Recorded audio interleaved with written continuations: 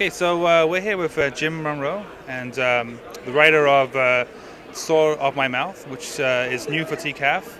It's a standalone sequel to your another book about the Rapture, Therefore Repent. Yep. And you also have done some very wide variety of different projects, like an adventure game, which was called Everybody Dies. And a movie. And a movie called Infest Wisely. And you're also an author. It's true. 5 books. Worked in the publishing industry? No, I never worked in the pub. Oh. Well, I worked in the magazine industry. I worked for a magazine called Adbusters for a year as the managing editor there in the 90s. Yeah, when I used to, my first book came out with HarperCollins, and I left HarperCollins, but sometimes people take that to mean I was working for them, but I was actually just had a book with them. So I guess we can talk about maybe current work. Sort of My Mouth is a post-Rapture graphic novel, and I guess the first thing that you must get asked is the, religious connotations, obviously, and I guess there must be a little bit of controversy surrounding the fact that obviously the people in your book are the people who got left behind. Right. Was the decision to do a novel, a graphic novel set in that world, just because you thought it was cool, or is there any kind of message to it there on a religious side? I had the idea when I was touring with my I think it was my fourth book, An Opening Act of Unspeakable Evil, and I was in the States, and George Bush had just been reelected, and I was touring with two Americans, and they were devastated by the news. They were sort of talking about George Bush and stuff like that. And in that conversation, I became aware of the fact that the most powerful man in the country believed in the literal idea of people floating into the sky, into heaven, which to me sounded totally amazing. Like, it's an amazing kind of thing to wrap my mind around. Now, a lot of people in America have grown up with the idea of the rapture and the belief of the rapture, but to me it just sounded like an incredible science fiction premise. So I decided to sort of like, in the same manner that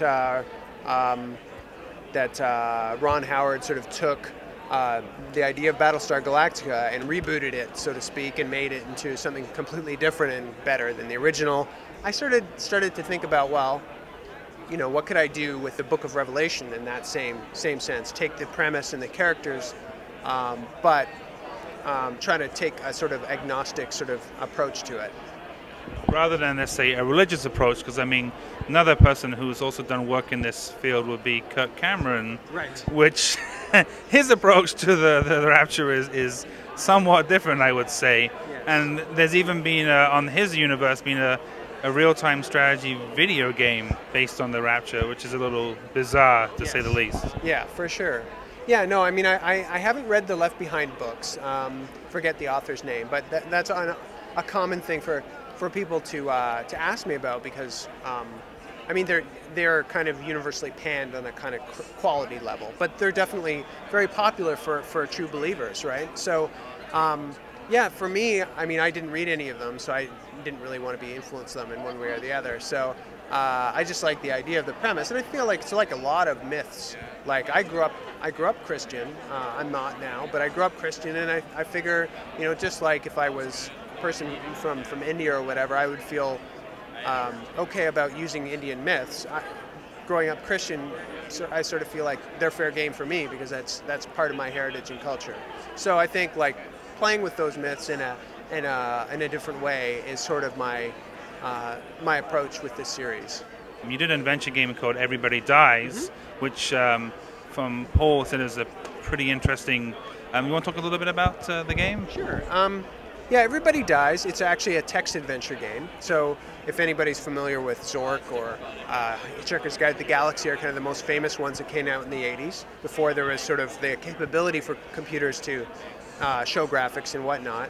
But an incredibly immersive form that I grew up with as a kid, and I was very interested in kind of, sort of making some work in that kind of form, because because I'm a writer, it's kind of my main skill set, and B, just a nostalgia kind of factor, and also there's just something that they did. They demanded more from the player, in that you had to imagine these things in your mind. and consequently the immersion was a lot higher in some ways than fully graphical games. So what I did to kind of, I guess in some ways, modernize it and also take advantage of the fact that I know a lot of people in the indie comics community. I approached an artist, Michael Cho, who's a Toronto artist, fantastic cartoonist and illustrator, to see if he was interested in doing spot illustrations for this game. And I knew, just because we're friends, that he was a huge text game fan too, and decided to do it, work on it with me, and it ended up being really quite popular, I guess, because it had sort of a screenshot. It had like Michael's amazing illustration, which is quite unusual for the video game world. Like his style is not often seen in the game world. So it sort of stuck out in that way, and got a fair amount of blog attention as a result. So and also very nice attention just from the game, both the interactive fiction community. Won a couple of awards and stuff, and yeah, it was like talked about on various indie game sort of websites in very positive ways. So yeah.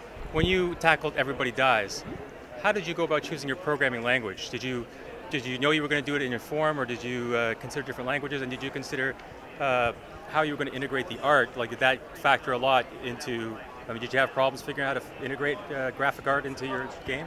When I started, like I had also sort of made another game in 2000 or so called Punk Points, and that was made in Inform 6, and this new sort of programming language Inform 7, which is a natural language, like a natural language kind of programming system that kind of makes it quite approachable for people like myself who are not programmers or not very good programmers. But it was very approachable in that sense, and that's one of the main reasons why I wanted to use it. And yeah, when it came to the actually how it would integrate with the art, I mean, when I was writing the text, I was thinking, this would be really good. This would really suit Michael's style a lot, because I talked about it a bit on the panel, where there's a kind of sympathy with the, I have a sympathy with my characters, but there's also kind of an element of kind of recognizing how hilarious they are. They're like teenage kind of tropes or types or whatever, like an aging metalhead. Graham is an aging metalhead who's past his prime. He's 19 now, and all the kids in his grocery store that work with him are all like 16, 17, they think he's an old man, and he feels like an old man, and so yeah, he's sort of like kind of poking fun at that character, but also really fond of that character. And his illustrations are very much, if you see them, he's actually just over there.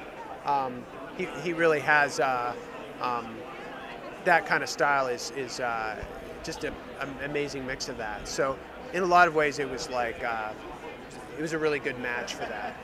So the last question I'll just quickly ask you is, what projects do you have coming up in the future? What are you working on right now?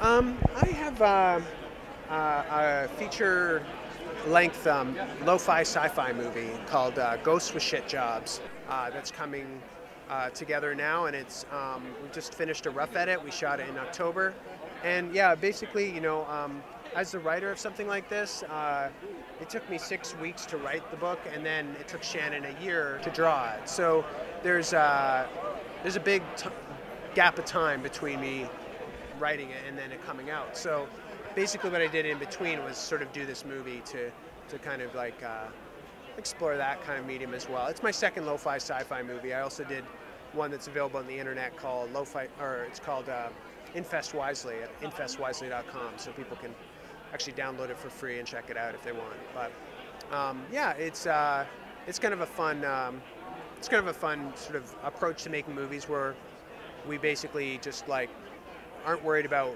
raising funding or whatever. We just do the most we can with the least whatever we have at the moment, and try to make the best movie we can with it. So thank you very much for talking to us. I hope you enjoyed TCAF here on the last day, and looking forward to your next projects.